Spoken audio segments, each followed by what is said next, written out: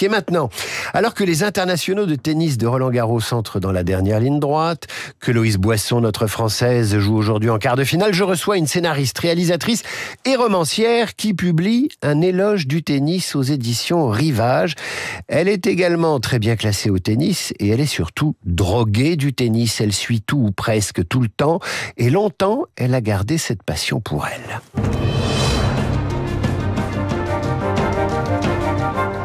Muriel Magellan, bonjour. Bonjour.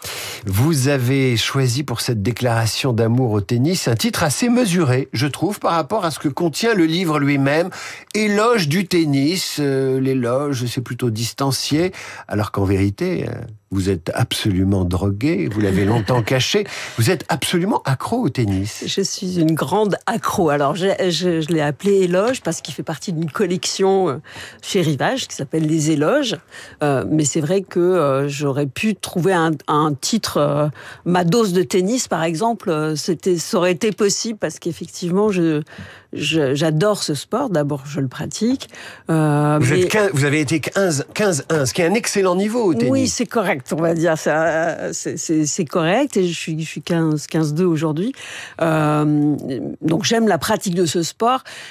J'en fais beaucoup, mais surtout je le regarde beaucoup et comme certains accros, j'ai des alertes tout le temps sur mon téléphone. Je peux aller voir des applications pour voir les classements de mes joueurs chouchous, est-ce qu'ils montent, est-ce qu'ils descendent. Vous lisez même les commentaires de ceux qui regardent le tennis. Je lis les commentaires sous les articles de l'équipe pour voir ce que les aficionados disent. Je suis toujours au bord d'intervenir, mais je le fais pas parce que je veux pas perdre non plus trop de temps à ça. Mais c'est vrai que je suis accro. Et ça n'est pas uniquement limité au tournoi de Roland-Garros. Vous expliquez dans le livre que vous suivez des tournois de deuxième, voire troisième catégorie, ce qui serait l'équivalent d'un passionné de foot qui suivrait des tournois régionaux, enfin des matchs régionaux de football. Oui, voilà, ou la deuxième division, enfin la Ligue 2, je crois qu'on dit au football. Oui, je regarde les résultats sur les challengers et même parfois sur les futurs, c'est presque la troisième division du tennis, parce que je m'intéresse parfois à de jeunes joueurs et puis j'ai une curiosité dans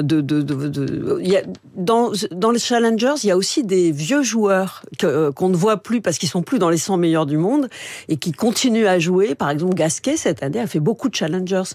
Donc on peut voir ou Wawrinka, on peut voir de très beaux joueurs dans des tournois de, on va dire, deuxième division. Et c'est intéressant de voir les beaux restes de ces anciens champions. Alors, Muriel Magellan, éloge du tennis, ça paraît chez Rivage.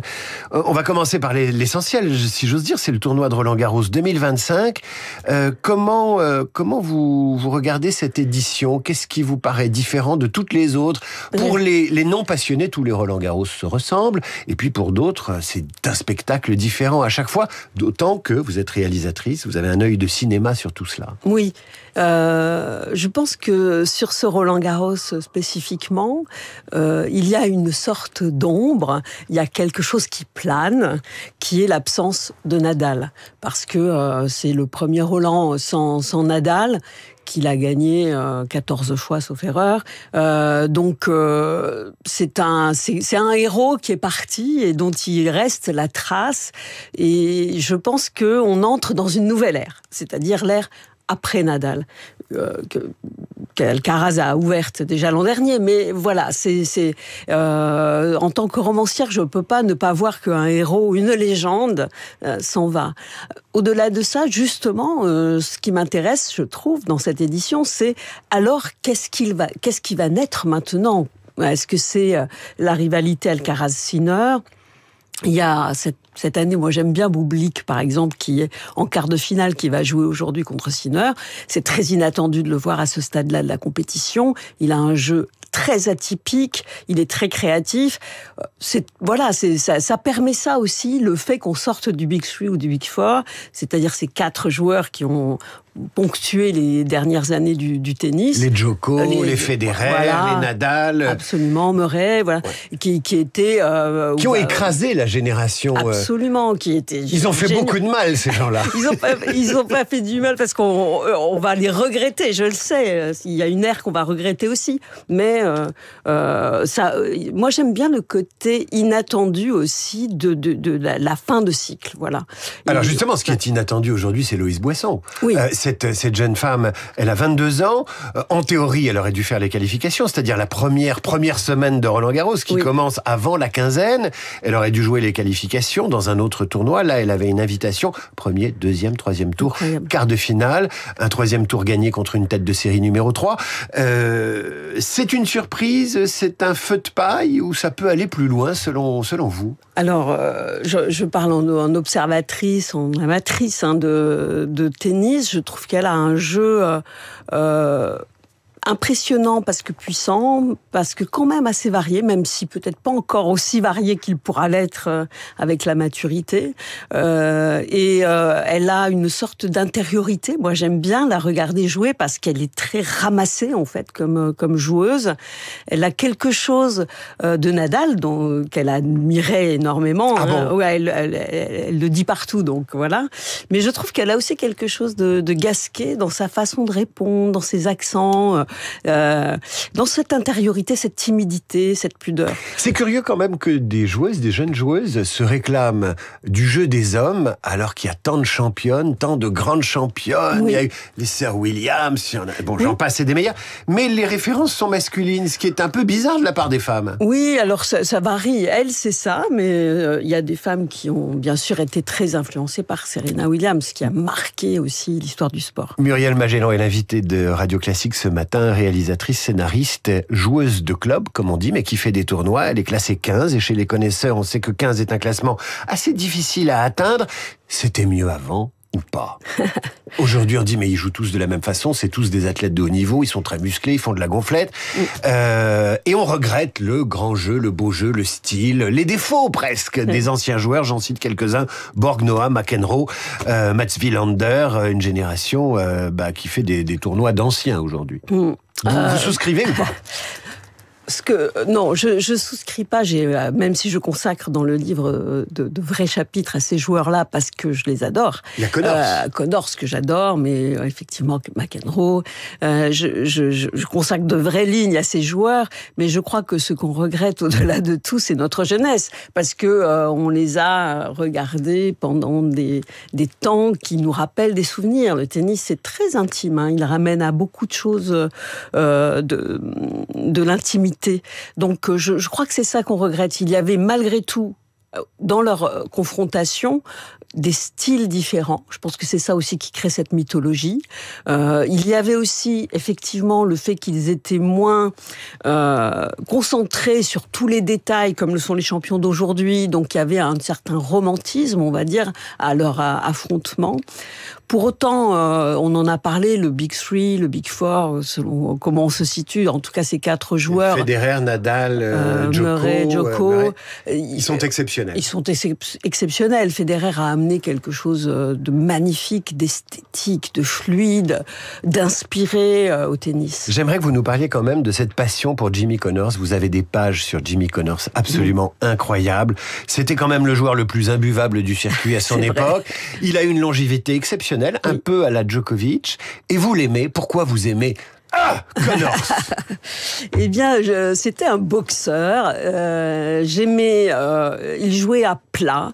Il y avait quelque chose de très d'une abnégation dans chaque frappe qui était spectaculaire. Il jouait à plat. Il jetait pas. Il n'avait pas d'effet. C'était comme si c'était son dernier coup à chaque fois. À chaque fois. C'était. Il a fait des matchs de légende. Il a été le premier à amener l'inconvenance sur un court. Le tennis était quand même un sport très bourgeois, très aristocratique. Connors arrivait de l'Illinois avec des manières qu'on n'avait pas normalement sur un terrain. Donc il a amené. C'était un pecno, il faut dire les choses. C'était un pecno, voilà. Et il est resté d'ailleurs, je crois, un peu pecno dans une certaine façon de voir le monde. Mais c'est pas ça qu'on regarde chez un joueur de tennis, c'est pas sa façon de voir le monde, c'est sa façon d'être sur un terrain, d'être au monde. Et j'ai aimé ces affrontements avec McEnroe, parce que McEnroe, c'était aérien, c'était New York, c'était inspiré, ça donnait vraiment une vraie dramaturgie. Voilà. Muriel Magellan qui publie Éloge du tennis chez Rivage. Puisqu'on parle de Connors, de son comportement, il y a eu un papier cité la semaine dernière par Hervé Gattegno dans le Figaro, la revue de presse d'Hervé Gattegno, qui disait « Le public n'est plus ce qu'il était. C'est plus un public de gentleman. Ils embêtent les joueurs, ils sifflent au moment où on sert. Bref, est-ce que le public du tennis se hooliganise ?» En fait, il devient très expressif quand un joueur de son pays est sur le terrain. C'est vrai que la foule s'exprime beaucoup plus. Donc, quand Gaël Monfils joue et que c'est normal, ça. C'est en France, voilà, c'est normal. Vous pensez que le chauvinisme s'accentue ? L'expression du chauvinisme s'accentue. Il y avait quand même une tenue pendant des années du public quand un joueur de son pays jouait. Néanmoins, on essayait d'équilibrer notre manifestation. Maintenant, il y a des groupes de jeunes supporters, ou moins jeunes d'ailleurs, qui viennent s'exprimer haut et fort et qui font une certaine de 12e homme comme au foot. Pour autant, moi, je suis allée voir un match dimanche soir. J'ai vu Musetti face à Runeux. Donc là, il n'y a pas de Français. Le stade est bondé. Et il y a des moments d'un silence, d'une théâtralité, comme dirait Roland Barthes, folle. C'est-à-dire une attention. Et je me disais, c'est dingue, cette foule silencieuse au moment du service, au moment de l'échange. Donc, c'est encore le lieu du silence. Quelle valeur le tennis peut-il aujourd'hui partager avec le reste de la société ? On se dit, c'est un sport individualiste, on joue pour soi. Est-ce que le tennis a quelque chose à dire à la société ? Je crois que oui, parce que c'est pas, à mes yeux, un sport individualiste. C'est un sport qui nous fait plonger en nous-mêmes. C'est un sport sur le développement de soi, sur les questions sur soi, sur la confrontation à nos propres limites, à nos frustrations, à notre agressivité. Donc, je pense que c'est au contraire et un sport de dialogue aussi avec l'autre. C'est-à-dire c'est intime, c'est de soi à soi et de soi à l'autre. Donc il y a le dialogue. D'ailleurs, c'est Foster Wallace, ce grand écrivain qui a écrit l'Infinie Comédie, qui disait que avant d'être un sport de compétition, c'était un sport de dialogue, le tennis, et c'est vrai. On regarde l'autre, on est obligé de le regarder pour voir comment répondre à ses coups. Donc, on est obligé d'observer son style, sa façon d'être. Moi, je crois au contraire que c'est un sport d'écoute et non pas un sport individuel. Voilà. D'écoute de soi aussi. Muriel Magellan, merci. Éloge du tennis. Ne vous fiez pas au titre, hein. C'est plutôt addict au tennis. Mais un livre particulièrement sensible qui permet d'aller jusqu'à un questionnement. Et vous le disiez tout à l'heure, le tennis, l'amour du tennis. Pourquoi on aime les champions de sa jeunesse ? Parce qu'on court après la balle qu'on ne rattrapera pas. Éloge du tennis, ça sort chez Rivage et ça parlera évidemment aux passionnés, mais également à ceux qui regardent le tennis sans nécessairement y jouer. Et puis c'est truffé de souvenirs sur les champions d'hier et d'aujourd'hui. À suivre le rappel des titres, la revue de presse d'Hervé Gattegno et nos esprits libres du mercredi, Routel Krief et Marc Lambron.